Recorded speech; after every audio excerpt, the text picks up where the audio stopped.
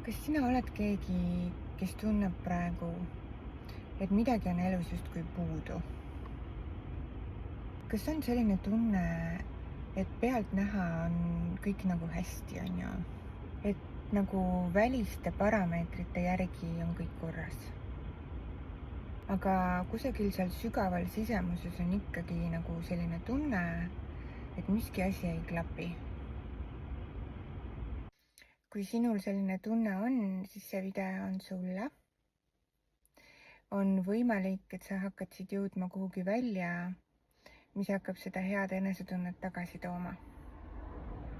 Kui sinul selline rahulolematuse tunne on ja vot ära see ka kuidagi ei kao, siis tea, et see tunne ei valeta sulle.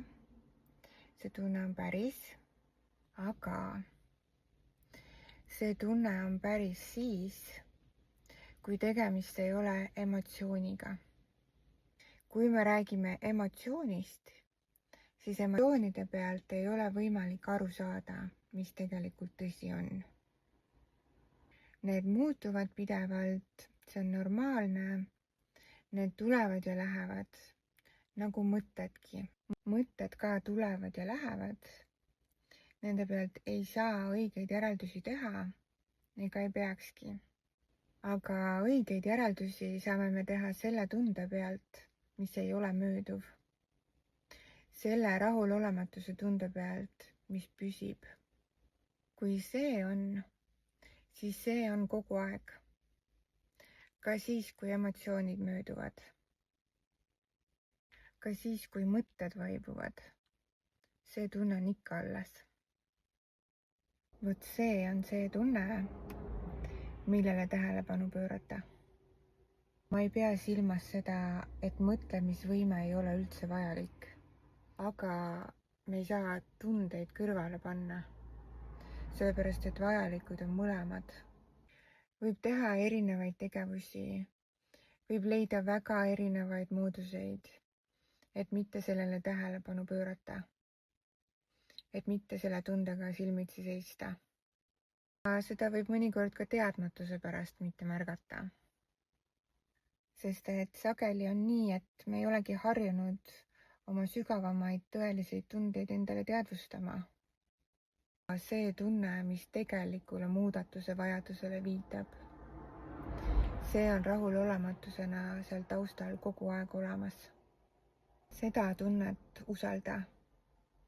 Tea, et see on päris. See on see, mis on tegelikult sinu sügav sisemine tarkus. Meil kõikidel on see sügav sisemine tarkus olemas. Võime seda ka intuitsiooniks nimetada. Me oleme kõik intuitiivsed. Aga meil ei ole räägitud, et kuidas seda kuulda, milleks seda kuulda võtta või mida sellega üldse peale hakata. Kui see teema sind kõnetab, siis võib-olla tunned sa endas ära selle soovi neid videoid edaspidigi vaadata. Ma räägin selle kohta, kuidas oma sügavamaid tundeid mõista ja milleks neid vaja on, milleks on väga kasulik nendest aru saada. Tulles selle püsiva rahulolematuse tunde juurde tagasi, siis mida sa algatuseks enda heaks ära saaksid teha, on see, sa saad hakata neid oma sügavamaid tundeid teadlikult märkama. Sa saad harjutada neid end uuesti märkama, et nad saaksid sind sinu hea enesetunde poole tagasi juhatada. Sa võiksid korraldada midagi, mida mina nimetan tõe rääkimise koosolekuks iseendaga. Võta selline aeg, kus sa oled täiesti segamatult omaette iseenda tunnetega.